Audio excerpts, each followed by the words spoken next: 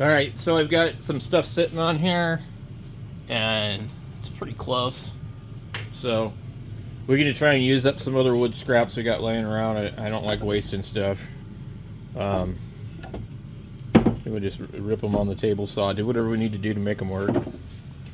I've got these pieces here that I made, actually. I thought maybe I might just cut them down, and they can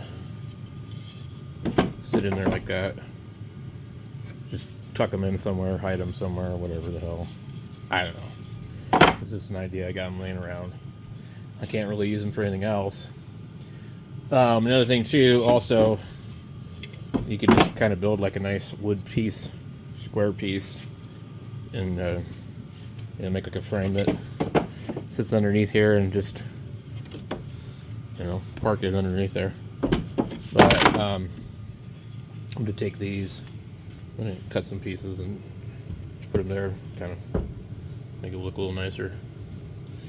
So, because we're not going to use this for anything.